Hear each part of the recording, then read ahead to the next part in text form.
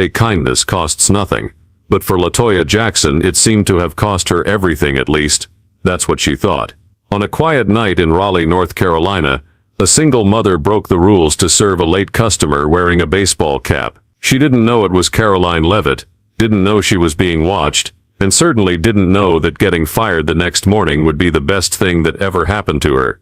Sometimes, the biggest dreams come true when you're not even looking for them.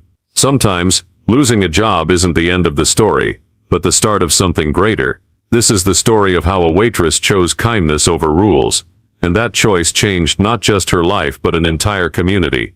Before diving into the story, comment where you're watching from and don't forget to subscribe so you won't miss the latest stories. LaToya Jackson's feet ached as she refilled sugar jars on the tables at Annie's kitchen. The wall clock ticked close to closing time, just 15 minutes left in her shift. Her muscles screamed for rest after 10 hours of darting between tables, but she couldn't stop. Not when Jada was counting on her. "Mom, can I take the summer media camp?" Jada had asked that morning, her big brown eyes sparkling with hope. "My teacher says I've got a real knack for it." The image of her 8-year-old daughter's radiant face fueled LaToya. That media camp cost $500, meaning 2 more weeks of double shifts. But seeing Jada light up whenever she talked about becoming a journalist or spokesperson made it all worth it. The door chime snapped LaToya out of her thoughts. She turned to announce the diner was closing, but the words caught in her throat. A woman in a baseball cap and dark jacket stood at the entrance, ducking slightly to step inside. Despite her attempt to blend in, her tall, slender frame stood out. Henry, LaToya's manager, was strict about the no service after 11:30 rule. "Kitchen closes early, no exceptions," he'd always say. But the woman's weary eyes made LaToya hesitate. She looked like she'd had a long day, just like LaToya. "Come on in," LaToya called, grabbing a menu from the counter. "Order quick though, the kitchen's about to shut down." The woman smiled, her eyes flickering with warmth. "Thank you," she said in a soft but steady voice. "I just need a quiet place to eat." LaToya led her to a corner booth away from the windows. She noticed how the woman kept her head low, as if avoiding attention. Probably some media type, LaToya thought. Raleigh often saw celebrities pass through, especially during political event season. "What'll you have?" she asked, pulling out her notepad. "Black coffee," the woman replied, "and whatever you recommend for dinner." "The fried chicken and waffles here are pretty famous," LaToya said. "My daughter says they're the best in Raleigh, though she might be biased since I work here." The woman chuckled, a warm, familiar sound LaToya couldn't quite place. "Sounds perfect." "You've got a daughter?" "Just one, Jada, 8, taller than half her class already," LaToya said, with a proud grin. "She's obsessed with media, dreams of being on air or working somewhere big someday." "That's a beautiful dream," the woman said, her cap shifting slightly as she nodded. Under the fluorescent lights, LaToya caught a glimpse of her face, her heart racing as recognition hit, but she kept her expression neutral, pretending not to notice. "I'll get that order in," she said smoothly, heading to the kitchen. Through the service window, she saw Annie, the cook, starting to clean up. "One last order tonight, special customer," LaToya said. Annie grumbled, but fired up the waffle iron. In all their years at the diner, Annie never refused an order LaToya vouched for. While waiting, LaToya wiped tables and counted tips. She'd made $83 that night, not including the latecomer. It would go toward Jada's camp, along with tips from her morning shift at the coffee shop across the street. The woman sat quietly, gazing out at the empty street through the window, sipping her black coffee. Despite her low profile, she radiated a calm that put LaToya at ease. She'd served plenty of celebrities over the years, some downright rude, but this one was different. When the food was ready, LaToya brought it out with extra napkins and a bottle of hot sauce. "Here's the best fried chicken and waffles in Raleigh," she said. "Thank you, LaToya." The woman paused, reading her name tag. "You didn't have to serve me this late. I know it's past closing." LaToya shrugged. "Everyone deserves a good meal and some peace no matter the time. My mom taught me that." The woman nodded, as if reflecting. "Your mom taught you well." LaToya smiled, sincere. "My daughter's what keeps me going on nights like this. Gotta finish cleaning up now." As she worked, she glanced at the security camera in the corner. Henry reviewed the footage every morning, but maybe he wouldn't notice the time. Even if he did, she wouldn't regret helping someone in need. The woman ate quietly, occasionally letting out satisfied hums that made LaToya smile. When she finished, she waved LaToya over. "Your daughter's right," she said. "This is the best fried chicken and waffles I've ever had." She pulled out her wallet, and LaToya started to tally the bill, but the woman laid several bills on the table. "Keep the change," she said, standing. "And thank you for your kindness. It's worth more than you know." LaToya waited until she left to count the tip, her eyes widening at 5 $100 bills. That was enough to cover Jada's media camp and then some.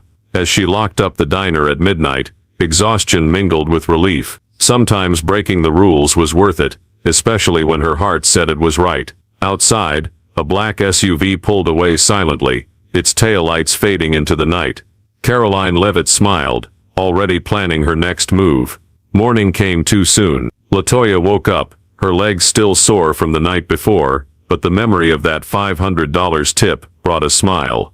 "Jada, breakfast, sweetie." She called down the cramped apartment hallway. Her daughter appeared already in her school uniform, twirling an imaginary microphone. "Guess what, Mom? My teacher says I could host the school radio show." LaToya hugged her tight. "That's amazing. And I've got good news too. Your summer media camp might just happen." Jada's eyes lit up. "Really? But yesterday you said," "Let's just say a kind customer left a generous tip last night," LaToya replied, making pancakes with a few microphone-shaped chocolate chips. Sometimes good things come out of nowhere. The morning flew by. LaToya dropped Jada at school, then headed to Annie's kitchen for her day shift. But before she could step inside, Henry's voice cut through. "Icy, my office now." He stood by his desk, arms crossed, the computer screen replaying last night's footage, time-stamped clearly at 11:47 p.m. "Explain." Henry pointed at the screen, where LaToya served the late customer. "She just needed a meal, no harm done," LaToya said. "Rules are rules," Henry shot back. What if she'd been a robber? Insurance doesn't cover after closing. But nothing happened, she was just hungry. LaToya argued, but Henry's face hardened. "I warned you," he said. "That woman last night was Karoline Leavitt," LaToya blurted, unable to hold back. Henry scoffed. "Sure, and I'm the president. Hand over your apron and name tag, LaToya. You're firing me for helping someone." Her voice cracked. "I've got a daughter to feed. You should have thought of that before breaking the rules." Henry held out his hand. LaToya's fingers shook as she removed her name tag. 8 years, gone just like that. She thought of Jada's camp money, now needed for rent and groceries. Walked to her car. Her phone buzzed, a number she didn't know. "Hello?" she answered, forcing her voice steady. "Is this LaToya Jackson?" a professional female voice asked. "Yes. Who's this?" "I'm calling on behalf of Karoline Leavitt. She'd like to meet you this morning at her temporary office in downtown Raleigh. Are you available?" LaToya nearly dropped the phone, glancing back at the diner where Henry peered through the window. "I guess I'm free now," she said, heart pounding. LaToya navigated to downtown Raleigh, stepping into a gleaming marble and glass lobby that made her feel out of place in her Annie's Kitchen blue and white uniform. The security guard looked up as she approached the desk. "I'm LaToya Jackson," she said, still hardly believing her next words. "I got a call about meeting Karoline Leavitt." The guard's face shifted from boredom to curiosity. He made a quick call, then handed her a visitor pass. 10th floor. "Miss Patricia will meet you at the elevator." The elevator ride felt endless. LaToya's mind swirled with questions. Why did Karoline Leavitt want to see her? Was she upset that LaToya pretended not to recognize her last night? Patricia, a neatly dressed woman in her 50s with kind eyes, appeared as the doors opened. "This way, Miss Jackson. Can I get you anything? Water, coffee?" "No thanks," LaToya replied instinctively, then remembered she'd skipped her morning coffee in the chaos. Actually, water would be nice. Patricia led her to a cozy waiting area with huge windows overlooking the city. From here, Annie's kitchen looked tiny and faded, much like she felt. "Miss Leavitt will be with you shortly," Patricia said, bringing a glass of water. Make yourself at home. At home? Latoya almost laughed. How could she feel at home when her life had just collapsed, when she didn't know how she'd pay next month's rent, when Jada's dreams might be on hold? Her phone buzzed, a text from Jada. Mom, I did awesome in media class today. Teacher says I've got a host's knack. Love you. Tears welled up, and Latoya took a long sip of water to steady herself. The office door opened behind her. Miss Jackson, a warm yet commanding voice said. Thank you for coming on such short notice. Latoya stood, facing Karoline Leavitt. No cap now. She stood striking in the daylight, her presence filling the room, but her eyes still gentle and sharp as they'd been last night. I hope you don't mind that I didn't act like I recognized you last night, Latoya said, steadying herself. You seemed like you wanted peace. Leavitt smiled. That's exactly what I wanted, and you gave it to me. Just a customer needing a meal and some calm. She gestured for Latoya to sit back down. But that's not why I asked you here. It's not? Latoya asked. Leavitt sat across from her, leaning forward slightly. I've been watching Annie's Kitchen for a while, specifically you. Shock flashed across Latoya's face, and Leavitt continued. I'm looking for someone special for a White House initiative, someone with real compassion, who does what's right even when it costs them. Someone like you. Me? Latoya's voice was a whisper. But I just lost my job. I broke the rules. You showed kindness to a stranger, knowing it could get you in trouble, Leavitt said. That wasn't the first time, was it?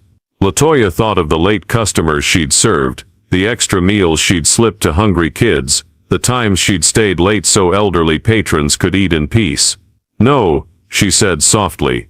That's why I want to offer you a job, Leavitt said. But first, I need to know, why did you help me last night? The truth, Latoya met her gaze. Because you looked tired and hungry. Everyone deserves kindness when they're tired and hungry. I didn't care who was under that cap. Leavitt's smile widened. That's exactly the answer I hoped for. Latoya's hand trembled as she took the business card. Leavitt offered. Community Liaison. It read in gold lettering with a phone number and White House logo. I don't understand, she said, looking up from the card. I don't have a college degree, never worked anything big. I'm just a waitress. You're not just anything, Leavitt replied firmly. You're exactly who we need, someone who sees people, not titles, who knows hardship but chooses kindness anyway. She stood, pointing to the city below. I've got plenty of high-degree folks. I need someone with heart, someone who gets communities because they live in them every day. A soft knock sounded, and Patricia entered with a thick folder. Leavitt took it, and handed it to Latoya. This has everything about the position. Salary, benefits, job duties. Look it over before you decide. Latoya opened it, her eyes widening at the salary figure, double what she made from both her current jobs combined. No way, she whispered. But it is, Leavitt said with a small laugh. Plus health insurance, retirement plans, and media training opportunities for Jada. Jada's image flashed in Latoya's mind, not just the summer camp but a real shot. Why me? She asked again, still disbelieving. Because last night wasn't random. I've been to plenty of places in Raleigh, watching how people act when they think no one's looking. You were the only one who didn't change, no matter who I was. The job wasn't just running programs, it was creating chances for kids like Jada, people who just needed someone to believe in them. Her phone buzzed, a text from Jada. Mom, I can't wait to tell you about the new presentation my teacher showed us.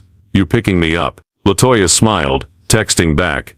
You bet, sweetie. Wait till you hear about my day. She started the car, her mind buzzing with ideas. Maybe she could start programs for single moms and their kids, or media scholarships for children.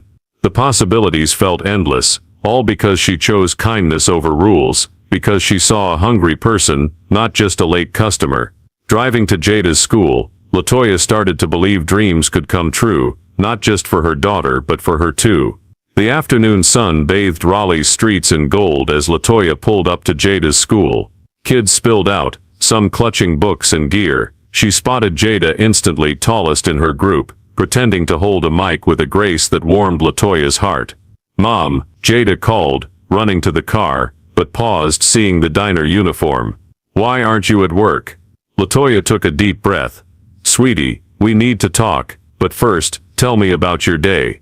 On the drive, Jada chattered excitedly about her presentation and how her teacher praised her knack for leading. LaToya listened, her mind spinning with what the new job could mean: media classes, real opportunities for Jada. They stopped at their favorite park, where Jada once practiced her first public speech. LaToya led her to a bench under a big oak. "Something happened today," she began, pulling out the folder. "Actually, it started last night at the diner." She told it all, serving Karoline Leavitt, getting fired, the unexpected offer. Jada's eyes grew wider. "You mean the Karoline Leavitt, the White House spokesperson lady, and she wants you to work for her?" "That's right, sweetie," LaToya said. "But it's a big change. I'd help lots of people get media training, like you dream of." Jada cut in, eyes blazing. "Better than summer camp." LaToya opened the folder, showing Jada the papers. "These are community programs, year-round media classes. If I take this, you could join." Jada grabbed the sheets, fingers tracing photos of kids with mics. "It's like a dream, Mom, but what else?"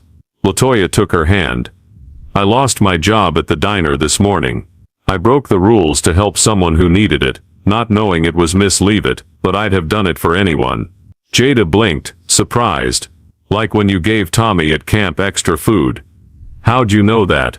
LaToya asked. Jada nodded. "I see you help people all the time. Is that why Miss Leavitt picked you?" "Maybe so." LaToya hugged her daughter tightly. "But this job is bigger than anything I've ever done. I'd be responsible for helping lots of people, not just serving food. What if I'm not up to it? Don't you remember what you always say?" Jada sat up straight, mimicking her mom's voice. "You never know what you can do until you try." LaToya laughed, wiping away tears she hadn't noticed falling. "Since when did you get so wise?" "I learned from the best." Jada hugged her mom back just as tight. "You'll be amazing, like always." They sat together watching the sunset paint the sky pink and orange.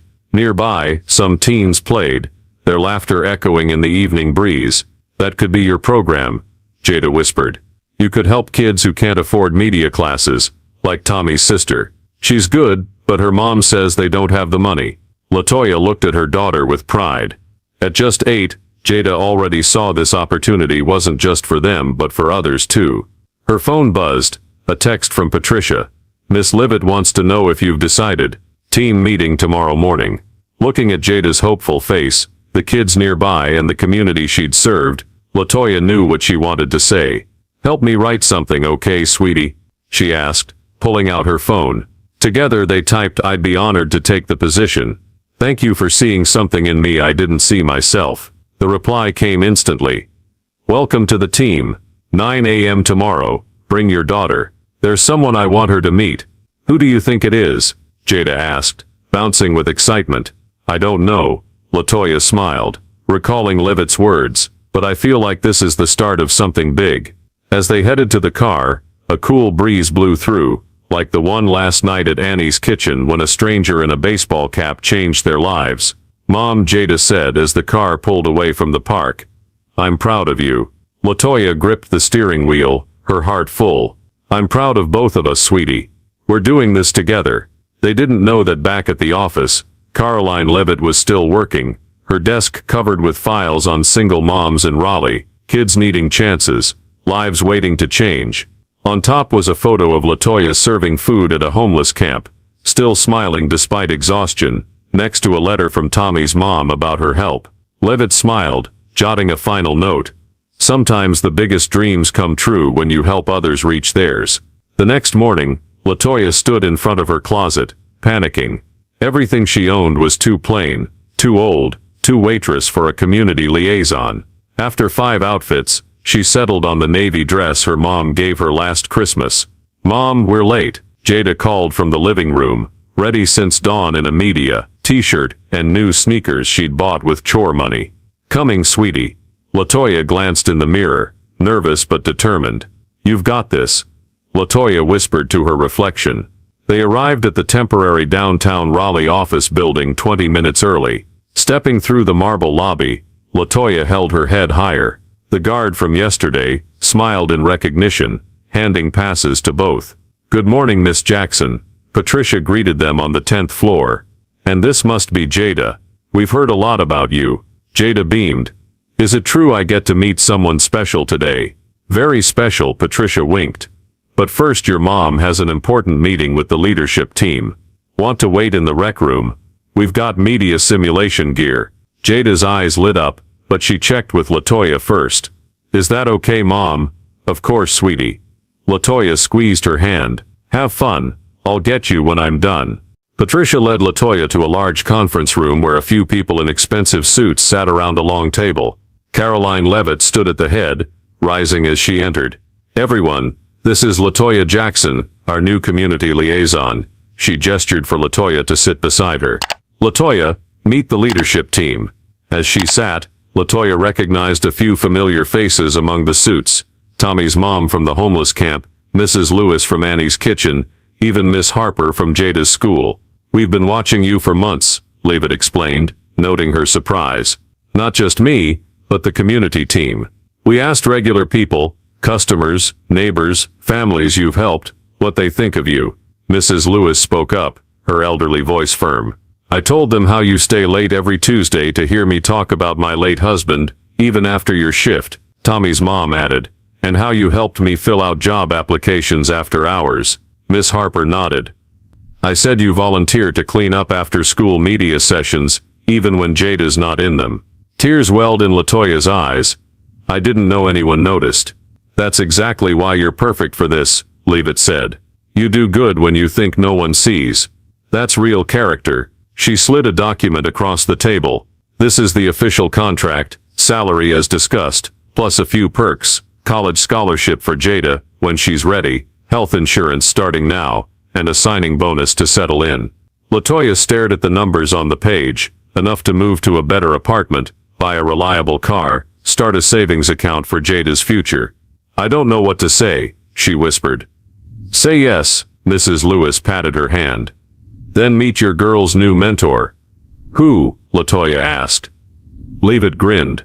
"Remember I said someone special for Jada? While you're here, she's getting one-on-one coaching from Kelly Simmons." LaToya's jaw dropped.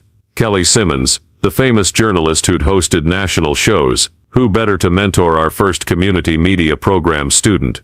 "She's got talent, now she'll get the training to match." Leavitt handed her a pen. As LaToya signed the contract, her hand trembling slightly, she thought of those late nights at the diner, the extra meals slipped to hungry kids, the small kindnesses she'd thought meant nothing. "When do I start?" she asked. Leavitt stood, shaking her hand. "You've already started. Your first assignment's downstairs, learning from one of the best in media." As they headed to the elevator, Leavitt said softly, "When I was growing up, someone gave my family a chance when we needed it most. Sometimes it just takes one person to believe. You've been that for so many, LaToya. Now it's your turn to be believed in." The doors opened to the sound of a microphone, and Jada's joyful voice. She was practicing with Kelly Simmons, her face glowing with happiness. LaToya watched her daughter nail a segment perfectly, thinking of other kids out there, dreams waiting to come true. She couldn't wait to get started. What she didn't know was another test lay ahead, to prove she deserved this chance. But for now, she savored the moment, watching Jada's dream unfold in a professional media room, surrounded by people who saw her heart when she thought no one did. 3 months passed like a short news clip.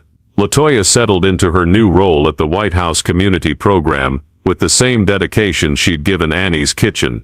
Instead of serving meals, she served dreams, helping kids find their way to media classes, instead of street corners.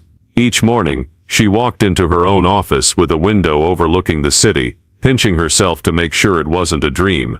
The walls were already lined with thank you letters from families she'd helped, and photos of kids in new classrooms.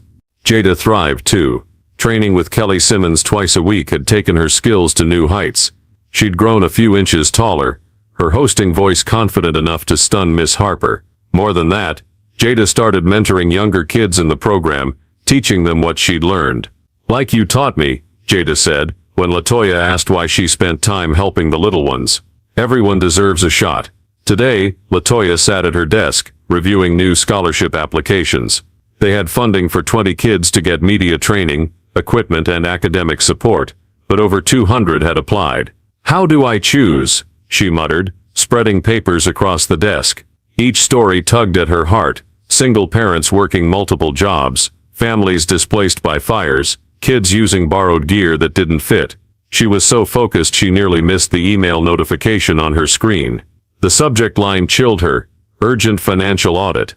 Opening it, LaToya's hands shook. The program's account numbers didn't add up. Large sums had vanished and reappeared without clear records. The kind of thing that could kill the program if it got out. "This can't be right," she whispered, opening the attached spreadsheet. But it was hundreds of thousands of dollars moved between accounts with no explanation. Her new office suddenly felt claustrophobic. She thought of the kids relying on the program, Jada's smile when she hosted her first segment, Tommy's sister who'd just started class last week. The right thing was obvious: report it now. But what if it all fell apart? What if Jada lost her chance? No, she couldn't think that way. Taking a deep breath, LaToya picked up the phone, dialing Leavitt's private line. "Miss Leavitt, we need to talk about the program's finances." "Come to my office." Leavitt's voice was calm. LaToya's voice stayed steady despite her pounding heart. "There's big money moving with no clear paperwork. I had to tell you right away." Leavitt looked up, her face unreadable. "Even if this could jeopardize everything, the programs, scholarships, Jada's classes, that's why I had to speak up." LaToya stood taller. "Those kids deserve an honest program. My daughter deserves success not built on lies." Leavitt held her stern look a moment longer, then broke into a wide smile. "That's exactly what I wanted to hear." "I don't understand," LaToya said. "No money's missing, LaToya," Leavitt explained. "The numbers were altered temporarily, a final test. We needed to know you'd do the right thing, even if it meant losing everything." Relief hit LaToya so hard she had to sit down. "A test? The program's integrity matters as much as its impact," Leavitt said. "We had to be sure you'd uphold that no matter what." She pulled out a new contract. "Now we are. What do you say to being our new executive director?" LaToya stared, stunned. "But what about the current director?" "Retiring soon," Leavitt replied. "We've been grooming you for this from the start. You've proven it with compassion, dedication, and now integrity." Through the window, LaToya saw Jada coaching a little girl on holding a mic, a mirror of herself, both helping others chase dreams. "I'd be honored," she said, reaching for the contract. "But I want one more thing." "What's that?" "I want every kid to have a chance, not just the top 20, even if the scholarships are smaller. I want to help them all." Leavitt's smile grew. "That's exactly why you're perfect for this." That night, LaToya sat at their favorite park spot, watching Jada practice with a few program friends. The new contract sat in her bag, signed, labeled Executive Director. Sometimes she still couldn't believe how her life had changed since that night shift at Annie's kitchen. Her phone buzzed, a text from Sarah, an old coworker. "You won't believe this, Annie's kitchen just got bought by a big company. They're turning branches into community hubs with media classes. Rumor is you're involved." LaToya smiled, recalling Leavitt's words about giving people chances. She hadn't just changed LaToya's life, she was transforming the community, one diner at a time. "Mom," Jada called, running over with her friends, face speckled with sweat. "Can we get ice cream? I promise we'll practice more after." Looking at their hopeful faces, LaToya couldn't say no. On the way to the ice cream shop, she listened to the kids chatter about their dreams. Little Marcus wanted to be a reporter. Sarah was set on college media studies. Tommy's sister Jenny had her sights on radio hosting. "Save room for dinner," LaToya warned as they dug in. "Your families will blame me if you're too full." "LaToya," Jenny asked out of the blue, "why do you help so many kids now? Don't you miss waitressing?" LaToya thought for a moment. "I miss the little moments of helping people, but now I help in a bigger way, like turning Annie's into a place for media classes." "How'd you know about that?" Marcus asked, ice cream dripping down his chin. "My mom works there. She says you're like a guardian angel." That night, after the kids went home and Jada did homework, LaToya reviewed the program's latest financial report. Everything was perfect, too perfect. She noticed something odd.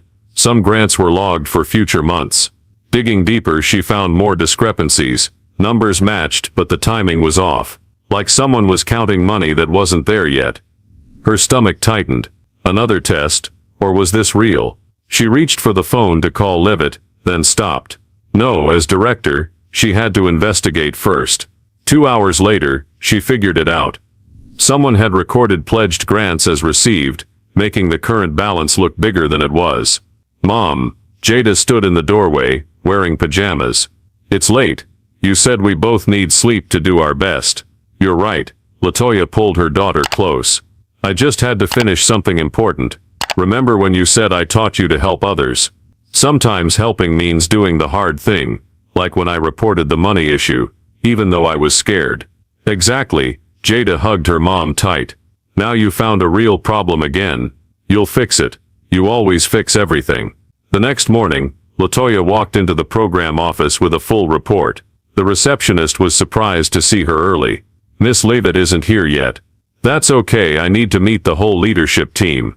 An hour later, LaToya stood before the group, hands slightly shaking as she handed out the report, but her voice was strong. I found a serious issue in the financials. We're counting money we don't have yet, making our balance look better than it is. If we don't fix this now, we could lose everything. The room went silent. Leavitt leaned back in her chair, expression unchanged. I know no one wants to hear this. LaToya pressed on, but those kids out there deserve the truth. Real dreams need real money, not promises.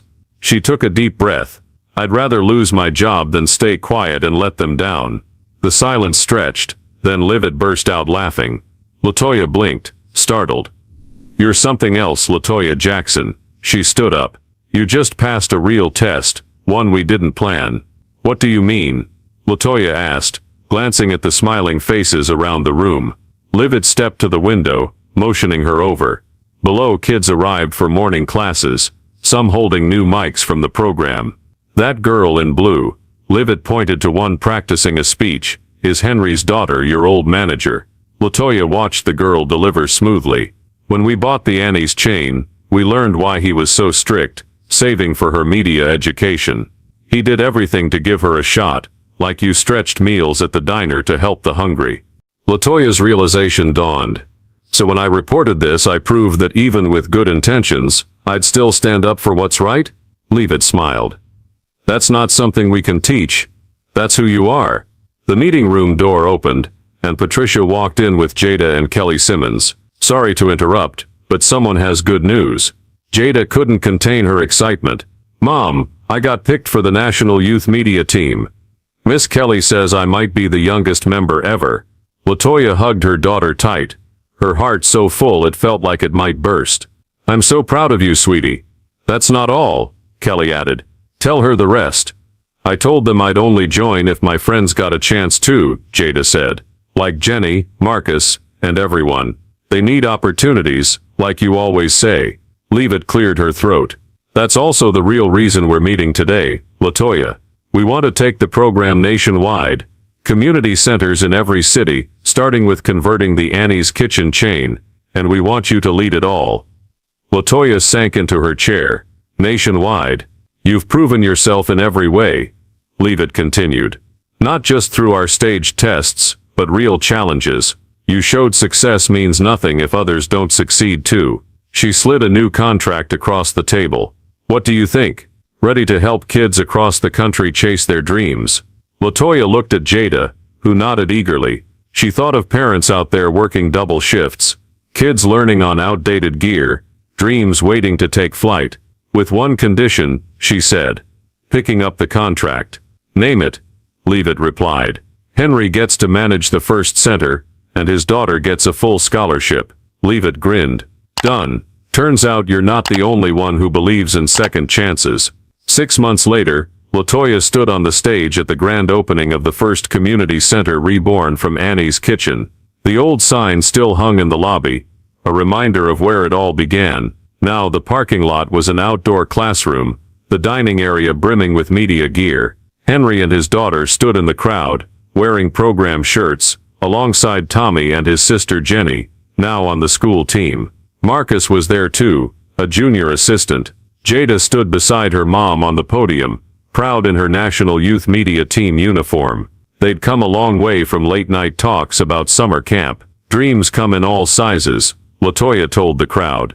Sometimes it's hosting a big show, sometimes it's serving a late customer, but the biggest dream is what we help others achieve.